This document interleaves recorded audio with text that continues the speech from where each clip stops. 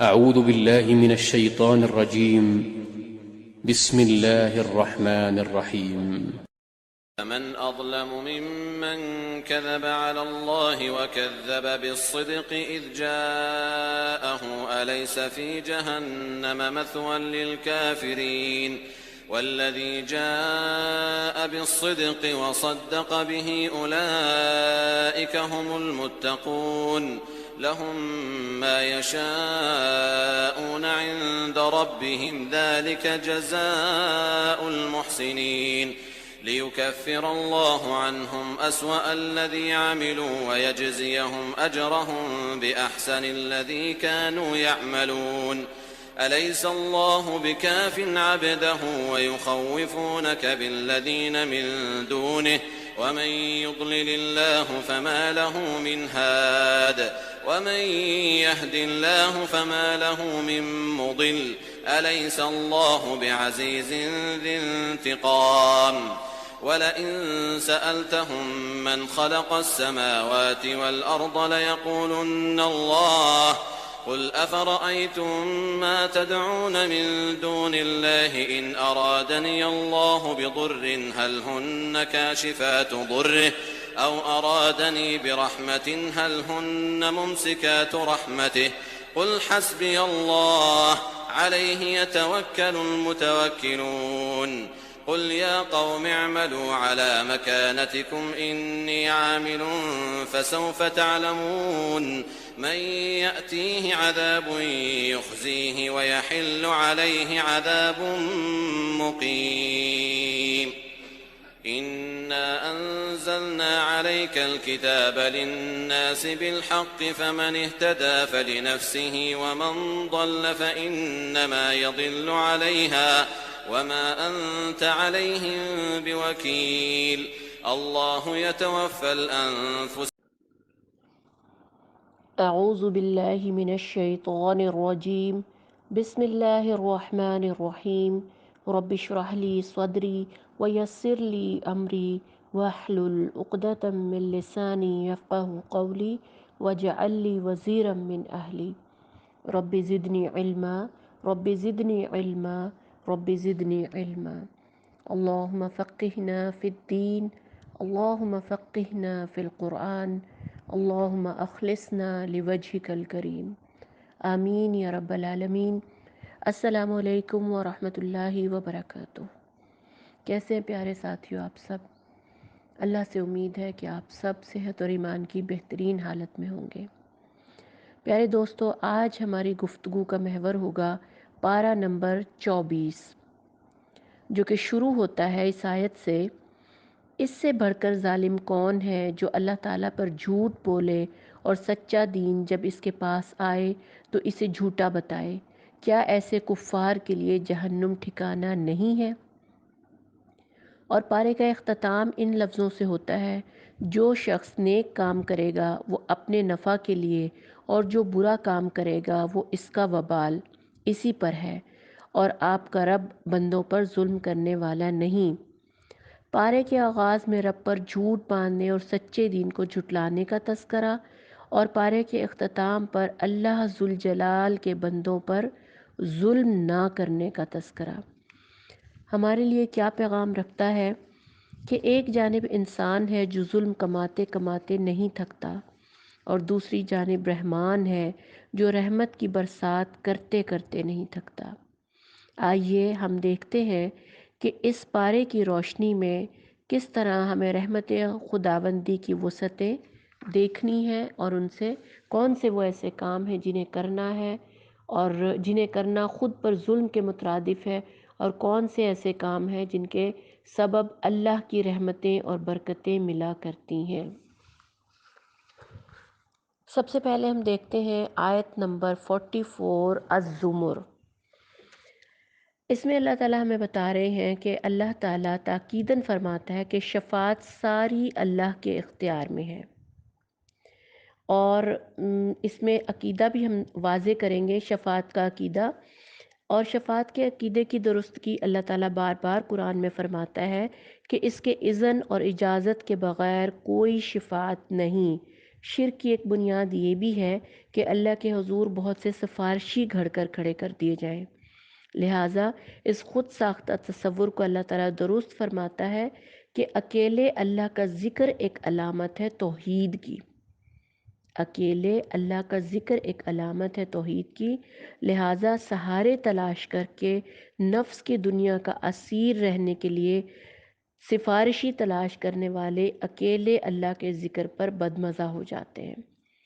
یہ بات واضح رہنی چاہیے کہ بزرگان دین کی توقیر اور احترام ایک الگ چیز ہے، لیکن ان کا مقام توحید، رسالت اور صحابیت کے بعد کا ہے۔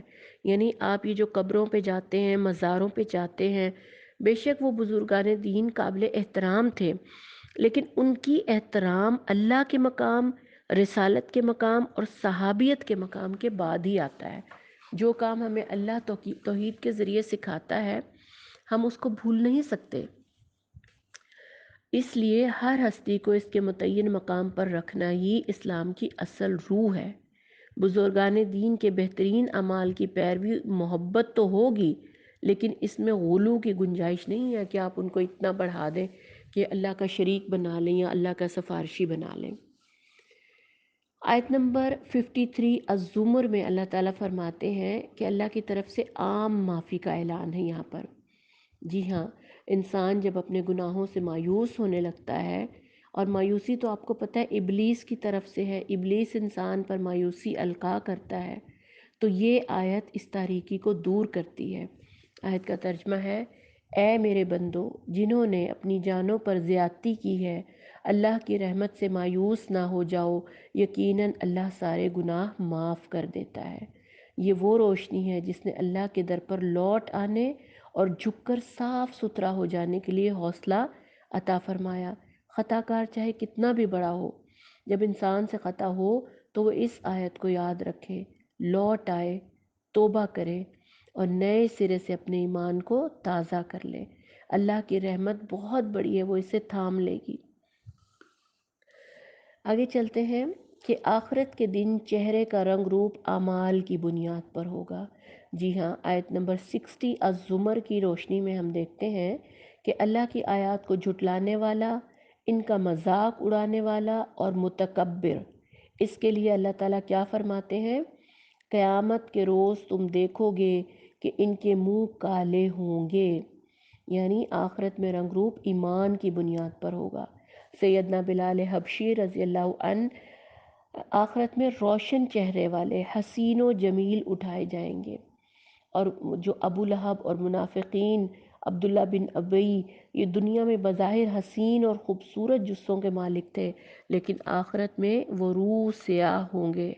اللہ شدت غضب سے پوچھتا ہے، کیا ایسے کافروں کے لیے جہنم میں کوئی ٹھکانہ نہیں ہے؟ تو ہمیں ایسے اعمال پہ توجہ دینی ہوگی جو آخرت میں ہمارے چہروں کو سیاہ ہونے سے بچائیں۔ روشن چہروں کے ساتھ اگر ہم اٹھنا چاہتے ہیں تو اللہ کے بتائی ہوئی کتاب کے مطابق چلنا ہوگا۔ آیت نمبر 63 الزمر میں اللہ تعالیٰ کہہ رہے ہیں کہ ساری کنجیوں کا مالک اللہ ہے، اس لیے انسان در در کا بھکاری بن کر اپنا ایمان نہ گنواتا پھرے۔ اصل میں توحید ون ونڈو آپریشن ہے، ایک ہی در سے آپ کے سارے مسائل حل ہو جاتے ہیں، سارے سوال پورے ہو جاتے ہیں، ساری ضروریات ایک ہی در سے پوری ہوتی ہیں۔ اس لیے آپ در در پہ، مزاروں پہ، قبروں پہ ٹھوکریں کھاتے نہ پھریں، کہیں کہیں پہ دعائیں کروانے نہ جائیں، کہیں کہیں اللہ کے در سے اپنی تمام حاجات کو پوری کریں۔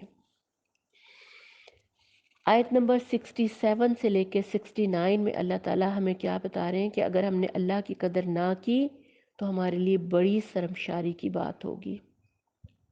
اللہ تعالیٰ ان آیات میں ہمیں بتاتے ہیں پوری زمین اس کی مٹھی میں ہوگی، آسمان اس کے دست راست میں لپٹے ہوں گے، زمین اپنے رب کے نور سے چمک اٹھے گی۔ ابو ہریرہ رضی اللہ عنہ رسول صلی اللہ علیہ وسلم سے روایت کرتے ہیں کہ اللہ تعالیٰ زمین کو مٹھی میں کر لیں گے اور آسمان کو لپیٹ کر دائیں ہاتھ میں رکھ لیں گے، پھر فرمائیں گے انا الملک این ملوک الارض، آج صرف میں ہی بادشاہ ہوں، دنیا میں بادشاہت کے دعوے دار آج کہاں ہیں؟ فرشتے عرش کے گرد حلقہ بنائے اپنے رب کی حمد اور تسبیح کر رہے ہوں گے، اور لوگوں کے درمیان ٹھیک ٹھیک حق کے ساتھ فیصلہ چکا دیا جائے گا، اور پکار دیا جائے گا کہ حمد ہے اللہ رب العالمین کے لیے۔ یعنی قیامت کے دن اللہ تعالیٰ اس بات کا فیصلہ کر دیں گے کہ جنہیں ہم زمین میں بادشاہ بنائے بیٹھے ہیں ان کی کوئی حیثیت نہیں۔ اس کے بعد سورہ مومن شروع ہوتی ہے، اور آیت نمبر 4 اور 5 میں اللہ تعالیٰ میں بار بار یہ سبق دیتا ہے کہ قوت کا سرچشمہ صرف اللہ کی ذات ہے۔ دنیا کے ملکوں میں یہ جو غیر مسلم ہیں، ان کی چلت پھرت تمہیں کسی دھوکے میں نہ ڈال دے۔ ہر قوم اپنے رسول پر جھپٹی تاکہ اسے گرفتار کرے، انبیاء کو قتل کیا گیا، ان کو نیچا دکھانے کی کوششیں کی گئیں، آخر کار اللہ تعالیٰ نے ان کو پکڑ لیا اور کہا پھر دیکھ لو کہ میری سزا کیسی سخت تھی۔ یہ وقتی ڈھیل ہر دور میں تمام امتوں کو دی گئی۔ اصل امتحان ہمارا ہے، ہم نے یہ دیکھنا ہے کہ اللہ کے حکم پر کب ایمان لاتے ہیں، کس طرح اللہ کے حکم پر چلتے ہیں، یا پھر ہم اس کو اگنور کرتے ہیں۔ یہ چیز دیکھنے کی ہے۔ اسی طرح آیت نمبر 8 اور 9 میں بڑی پیاری بات اللہ تعالیٰ ہمیں بتا رہے ہیں کہ فرشتے اہل ایمان کے لیے دعائیں کرتے ہیں۔ نہ صرف فرشتے بلکہ وہ فرشتے جو عرش الہی کے حامل اور عرش کے گرد و پیش حاضر رہنے والے ہیں، یعنی عام فرشتے نہیں بلکہ اللہ کے عرش کے آس پاس رہنے والے فرشتے ہمارے لیے دعائیں کرتے ہیں۔ اہل ایمان کے حق میں وہ کیا دعا کرتے ہیں؟ سن لیجئے گا۔ نمبر 1، اہل ایمان کی مغفرت فرما دے، انہیں دوزخ کے عذاب سے بچا لے، انہیں جنت میں داخل کر دے، ان کے والدین، بیویوں اور اولاد میں سے جو صالح ہوں انہیں بھی وہاں پہنچا دے، اور انہیں برائیوں بلاؤں سے بچا لے۔ کتنی پیاری دعائیں فرشتے ہمارے لیے کرتے ہیں، اور کن کے لیے کرتے ہیں؟ کون ہیں ان دعاؤں کے حقدار؟ کیا ہر مسلمان؟ جی نہیں، وہ آیت نمبر 7 کا ترجمہ ہے وہ اہل ایمان جنہوں نے اللہ کا راستہ اختیار کر لیا، صرف وہ ان دعاؤں کے اہل ہوں گے۔ کوئی سرکشی، نافرمانی اور غفلت سے نکل کر فرما برداری کی زندگی اپنا لی تو وہ فرشتوں کی دعاؤں میں شامل ہوتے چلے جائیں گے۔ اللہم اجعلنا منہم۔ اور ہم تو دعاؤں کے اتنے محتاج ہیں کہ ہر وقت ایک دوسرے سے دعا کے لیے کہہ رہے ہوتے ہیں، اور یہاں اللہ تعالیٰ ہمیں کتنی بڑی خوشخبری دے رہے ہیں، اور ہماری خوش نصیبی ہوگی کہ عرش الہی کے حامل فرشتے ہمارے لیے دعا کریں گے۔ اس کے بعد ہم دیکھتے ہیں آیت نمبر 27 سورہ مومن۔ فرعون کے مقابلے میں حضرت موسیٰ علیہ السلام کتنی سکینت سے مالا مال نظر آ رہے ہیں۔ جی ہاں، ایمان کا یہ خاصہ ہے، اور حضرت موسیٰ علیہ السلام کا یہ کلمہ اس سکینت کی بنیاد ہے کہ میں نے تو ہر اس متکبر کے مقابلے میں جو یوم حساب پر ایمان نہیں رکھتا اپنے رب اور تمہارے رب کی پناہ لے لی۔ آیت نمبر 27۔ پناہ لیتے ہوئے حکمت سے دعوت بھی دے ڈالتے ہیں کہ اپنے اور تمہارے رب، یعنی وہ میرا رب نہیں ہے، صرف تمہارا بھی رب ہے، اس کو پہچانو، یعنی اللہ کو اپنا رب کہنا۔ اسی کی سزا تو نبی صلی اللہ علیہ وسلم اور ان کے ساتھیوں کو دی جاتی رہی، خواہ وہ مکہ کے شب و روز تھے، چاہے وہ شیب ابی طالب تھی یا طائف، ہر جگہ یہی ایک قصور تھا۔ اور اگر آج بھی آپ دیکھیں تو کفر کا سارا غیظ و غضب اسی ایک بات پر ہے، پوری زندگی اللہ کے حوالے کر دینا اور اس کے داعی بن کر کھڑے ہو جانا، یہی تو بات غیر مسلموں کو کھا جاتی ہے۔ طالبان اور مجاہدین کی سادہ زندگی، چٹائی پر بیٹھ کر حکمرانی، عدل و انصاف کرنا، عورت کے لیے مکمل حیا اور تحفظ کا اہتمام کرنا، اور معیشت سے سود کا کلا کما کرنا، رزق حلال، یہ سب کچھ اللہ کو رب کہنے کے نتیجے میں تھا۔ لہٰذا یہ جنگ کل بھی تھی اور آج بھی ہے، اسی لیے اس کو خواہ کوئی بھی نام دیا جائے، دراصل یہ کفر اور اسلام کی جنگ ہے۔ اب ہم دیکھتے ہیں کہ بھرے دربار میں تبلیغ کر کے اپنے ایمان کا اعلان کرنے والا مومن، اور اس نے فرعون کے دربار میں کیا دعا پڑھی تھی؟ جی ہاں، فرعون کے دربار میں دعوت اللہ کا حق ادا کرنے والا ایک مومن تھا جو بنی اسرائیل میں سے نہ تھا بلکہ آل فرعون میں سے تھا، اور اس لیے اس کا ایمان لانا اور دعوت تبلیغ کرنا بہت اہم تھا۔ اس لیے اللہ نے قرآن میں اس کا ذکر کر دیا اس بندے کو۔ وہ انہیں اللہ کے عذاب سے ڈراتا اور گزری ہوئی قوموں پر آنے والے عذابوں کی یاد دلاتا اور آخرت سے ڈراتا۔ اور اس نے کیا کہا تھا؟ اس نے ایک ایسی مکمل دعا پڑھی کہ افوض امری الی اللہ، کہ میں اپنا معاملہ اللہ کے سپرد کرتا ہوں، وہ اپنے بندوں کا نگہبان ہے۔ یہ دعا کتنی خوبصورت ہے۔ زندگی میں آپ کا کوئی بھی معاملہ ہو، کہیں جانا ہو، کوئی فیصلہ کرنا ہو، کسی بات میں پریشانی ہو، ایون اپنے بچے کو اسکول میں ہی کیوں نہ داخل کرانا ہو، کوئی کاروبار کیوں نہ شروع کرنا ہو، کچھ بھی کرنا ہو، آپ کہیں اللہ سے افوض امری الی اللہ، کہ میں اپنا تمام معاملہ اللہ کے سپرد کرتا ہوں۔ تو یہ ہے اللہ کی باتیں۔ آگے چلتے ہیں، آیت نمبر 46 میں دیکھیں کہ فرعون اور آل فرعون، اللہ تعالیٰ میں بتا رہے ہیں کہ فرعون اور آل فرعون صبح و شام دوزخ کی آگ پر پیش کیے جاتے ہیں۔ یہ ابھی قیامت تو نہیں نہ آئی، لیکن اللہ تعالیٰ میں بتا رہے ہیں کہ فرعون اور آل فرعون صبح و شام دوزخ کی آگ پر پیش کیے جاتے ہیں۔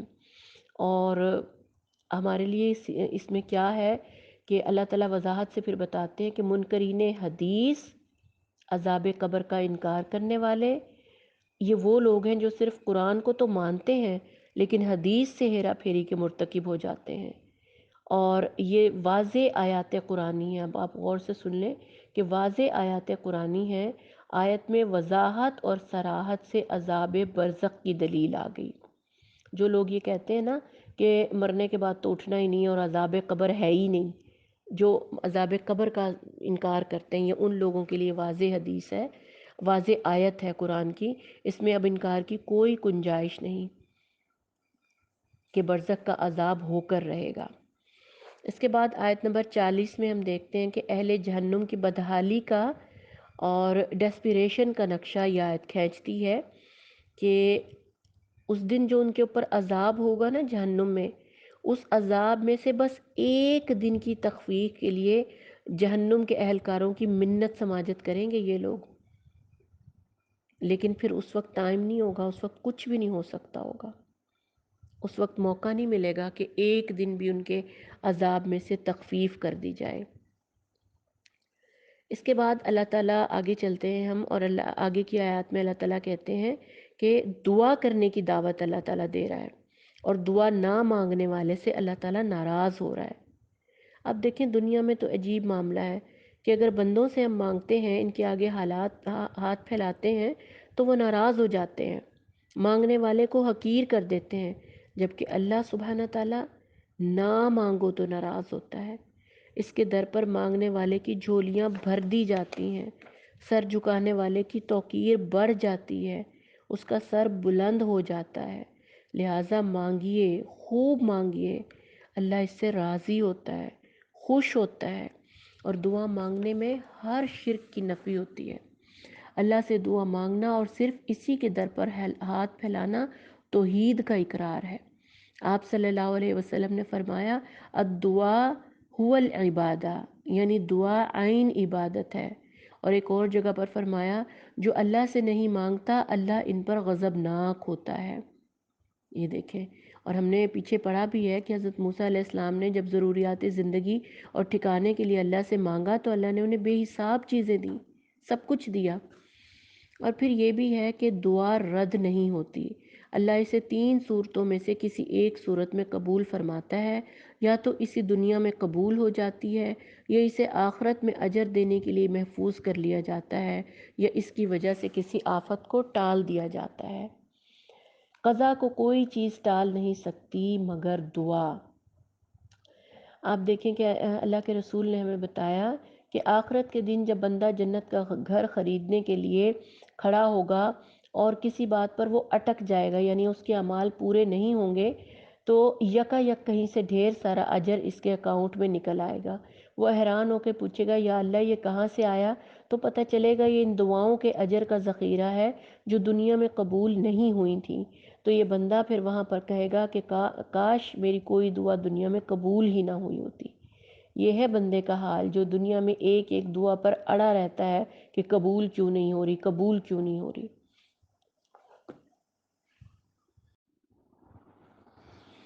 آگے چلتے ہیں، آیت نمبر 69 سے لے کے 75 تک جہنم کے دروازوں میں داخل ہونے کا حکم دیا جا رہا ہے۔ یہ کون لوگ ہیں؟ کن کو حکم دیا جا رہا ہے کہ جہنم کے دروازوں میں داخل ہو جاؤ؟ یہ وہ لوگ ہیں جو اللہ کی آیات میں جھگڑتے ہیں، قرآن پر ایمان لانے اور عمل کرنے کی بجائے بحثیں کرتے ہیں اور قرآن کو جھٹلاتے ہیں۔ اسی بنا پر یہ لوگ گمراہی کے دلدل میں جا گرتے ہیں، غیر حق میں مگن ہو جاتے ہیں، کفر اور شرک اور سیکولرزم کی دنیا میں کھوئے رہتے ہیں، اور پھر اس پہ اتراتے بھی ہیں، یعنی چوری اور سینہ زوری کرتے ہیں۔ جہنم میں ان کے لیے گردنوں میں طوق اور زنجیروں کا وعدہ ہے، جن سے پکڑ کر وہ کھولتے ہوئے پانی کی طرف گھسیٹے جائیں گے اور دوزخ کی آگ میں جھونک دیے جائیں گے۔ آیت نمبر 72 کا ترجمہ ہے یہ۔ قرآن کی بے حرمتی کرنے والے، نبی کریم صلی اللہ علیہ وسلم کا مذاق اڑانے والے، اللہ تعالیٰ ان سے گن گن کر اہل ایمان، اسلام، قرآن اور رسول صلی اللہ علیہ وسلم کے بدلے توق ان کے گردنوں میں ڈالے گا، زنجیروں کے بدلے زنجیریں۔ اللہ ہمیں ایمان عطا فرمائے اور اس ہولناک انجام سے ہمیں محفوظ رکھے۔ یہی پیغام سورہ مومن کے آخر میں بھی دہرایا جاتا ہے کہ زمین میں بڑے بڑے زور آور آئے اور چلے گئے، اپنے علم پر انہیں بڑا ناز تھا اور اسی ناز برداری میں مصروف رہے، لیکن اصل علم یہ نہیں جس پہ تم اتراتے پھرتے ہو۔ اصل علم تو دین کا علم، قرآن کا علم، قرآن و سنت کا علم ہی اصل روشنی ہے، نور ہے۔ اس کی روشنی میں باقی علوم پھیکے پڑ جائیں گے۔ اس کے بعد ہم دیکھتے ہیں کہ اللہ تعالیٰ نے آیت نمبر سورہ سجدہ شروع ہو جاتی ہے، اور حامیم سجدہ کی آیت نمبر 10 میں اللہ تعالیٰ ہمیں بتا رہے ہیں کہ پہاڑ جما دیے اور اس میں برکتیں رکھ دیں، اور اس کے اندر سب مانگنے والوں کے لیے ہر ایک کی طلب اور حاجت کے مطابق ٹھیک اندازے سے خوراک کا سامان مہیا کر دیا۔ یعنی اللہ تعالیٰ نے جس دن سے دنیا بنائی آخری دن تک تمام انسانوں کے لیے خوراک مہیا کر دیا، انتظام کر دیا، آبادی چاہے کتنی بھی بڑھ جائے۔ حامیم سجدہ میں ہمیں یہ بتایا گیا کہ عام انسانوں پر بھی فرشتے نازل ہوتے ہیں۔ وہ عام انسان کون ہوں گے؟ آیت کا ترجمہ ہے، جن لوگوں نے کہا اللہ ہمارا رب ہے اور پھر وہ اس پر ثابت قدم رہے، ان لوگوں کے لیے فرشتے نازل ہوں گے۔ اب یہ تو سب مسلمان ہی کہتے ہیں کہ اللہ ہمارا رب ہے، اللہ ہمارا رب ہے، ہمیں تو فرشتے نظر نہیں آتے۔ تو بات یہ ہے کہ صرف زبان سے کہہ دینا نہیں ہے، صرف تھیوری نہیں، پریکٹیکل بھی کرنا ہے، جیسے صحابہ کرام نے کر کے دکھایا تھا کہ اپنی جان مال ہر آزمائش برداشت کی، ہجرت کی، جہاد کیا، فقر و فاقہ برداشت کیا، اور کفر کے بالمقابل پہاڑوں کی طرح اٹے رہے۔ صرف یہ نہیں کہ آپ کی شناختی کارڈ کے فارم کے خانے میں مذہب اسلام لکھوا دیا، صرف یہ نہیں ہوگا، بلکہ آپ کو پروف کرنا ہوگا یہ فرشتوں کا نزول ہے جو آج بھی مجاہدین کو قیامت خیز سختیوں اور آزمائشوں میں ثابت قدمی ادا کرتا ہے، سکینت بن کر ان کے دلوں پر چھاتا ہے، کفر کی تعذیبوں پر وہ متزلزل نہیں ہوتے۔ یہ قیدی رات دن رکوع اور سجود اور قرآن کی بے حساب تلاوت کرتے ہیں، فرشتے ان کے دلوں پر نازل ہوتے ہیں، ان کی مدد کے لیے نازل ہوتے ہیں۔ کبھی جو مجاہدین جو آج کل ابھی بھی جو مجاہدین ہیں نا، آپ کبھی ان کی لکھی ہوئی کتابیں پڑھ کر دیکھیں، وہ اپنے پرسنل ایکسپیرینسز بتاتے ہیں کہ کس طرح انہیں محسوس ہوا کہ فرشتوں نے ان کی مدد کی۔ فرشتے ان ثابت قدم مومنین سے کب ملتے ہیں؟ یہ ہم دیکھتے ہیں آیت نمبر 31 اور 32 میں کہ دنیا میں ان کا نزول غیر محسوس طریقے سے ہوتا ہے، موت کے وقت اس کے بعد کی منزلوں میں آنکھوں کے سامنے بشارتیں لے کر فرشتے اترتے ہیں۔ اہل ایمان کا استقبال موت پر ہوتا ہے، جب خوبصورت فرشتے سفید لباس میں ان کا استقبال کرتے ہیں۔ آتے ہیں نا پھر فرشتے، فرشتوں کے ذریعے مرتے ہی فرشتے خوشخبری دیتے ہیں کہ تم اہل ایمان ہو، اہل جنت میں سے ہو۔ وہیں پہ پتہ چل جاتا ہے کہ ہمارا کیا حساب کتاب ہوگا۔ آیت نمبر 33 میں اللہ کسی شخص کی تعریف کر رہا ہے۔ کون ہے وہ؟ آیت کا ترجمہ ہے وہ جس نے اللہ کی طرف بلایا اور نیک عمل کیا اور کہا کہ میں مسلمان ہوں۔ یہ تینوں باتیں وہی ہیں جو دراصل ہر مسلمان کا مقصد وجود ہے، یعنی خود نیک عمل کرنا، دوسروں کو دعوت دینا اور عملی زندگی کے ہر کام پہ یہ کہنا کہ میں مسلمان ہوں، لپک کر کہنا۔ جب آپ کو کوئی مخلوط محفلوں میں بلائے، گانوں کی محفلوں میں آپ کہیں میں مسلمان ہوں، جب کوئی بن سور کر آپ کو برائی کی دعوت دے آپ کہیں میں مسلمان ہوں، ویلنٹائن ڈے کی محفلوں میں بلائے، بسنت کی محفلوں میں بلائے آپ کہیں میں مسلمان ہوں۔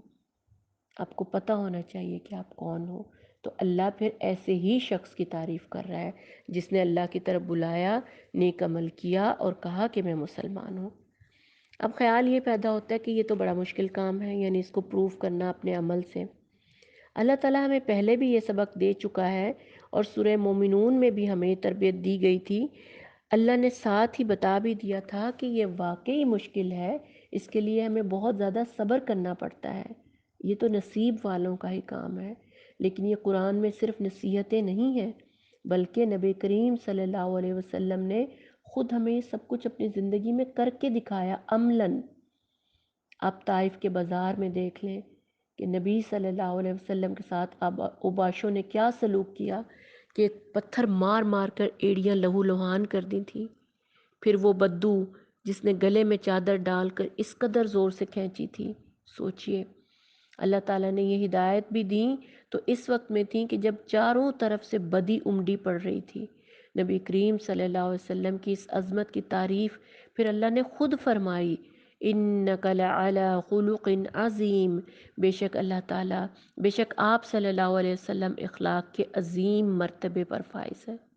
تو ہم بھی تو انہی کی امت ہیں، ہم کیوں ہر وقت بد اخلاقی پہ اترے رہتے ہیں؟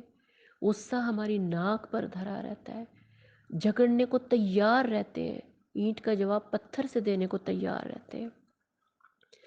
سورہ حامیم سجدہ میں ہمیں آیت نمبر 36 میں ہمیں کیا بتایا گیا ہے کہ ایسے ہی وقت میں شیطان خوب حملے کرتا ہے۔ ترجمہ ہے آیت کا، شیطان کی طرف سے اکساہٹ محسوس کرو تو اللہ کی پناہ مانگ لو۔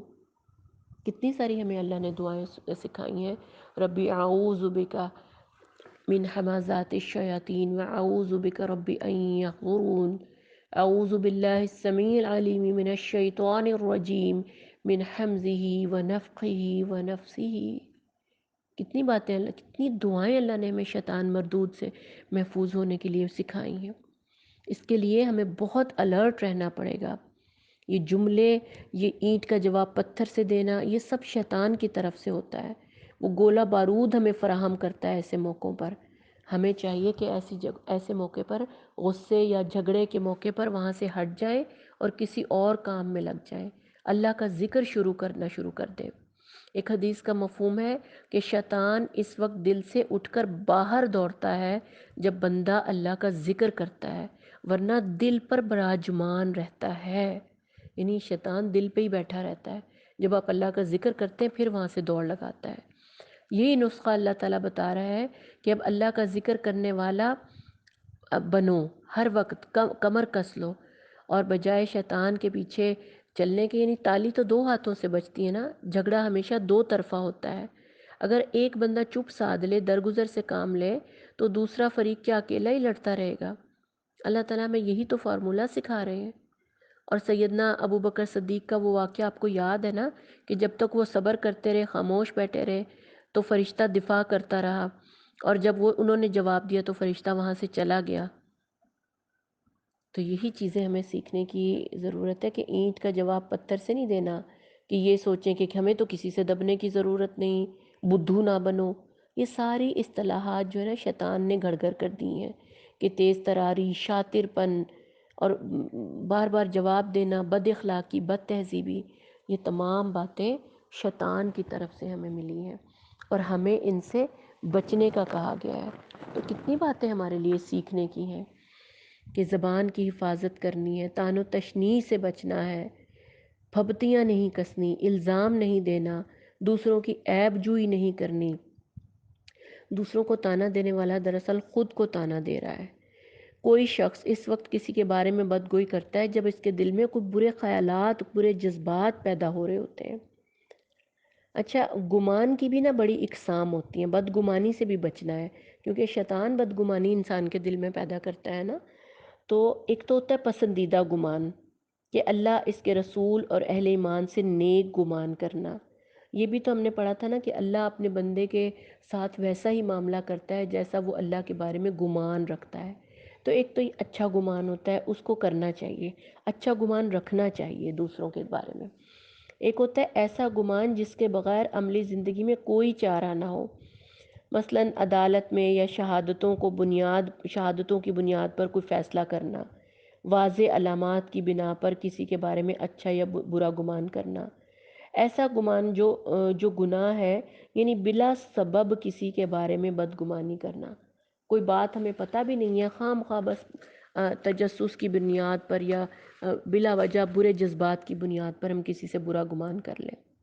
رسول صلی اللہ علیہ وسلم نے فرمایا، اے لوگو جو ایمان لائے ہو مگر ایمان تمہارے دلوں میں نہیں اترا، مسلمانوں کے پوشیدہ حالات کی کھوج نہ لگایا کرو، کیونکہ جو شخص مسلمانوں کے عیب ڈھونڈنے کے در پہ ہوگا، اللہ اس کے عیوب کے در پہ ہو جائے گا، اور اللہ جس کے در پہ ہو جائے پھر اسے رسوا کر کے چھوڑتا ہے۔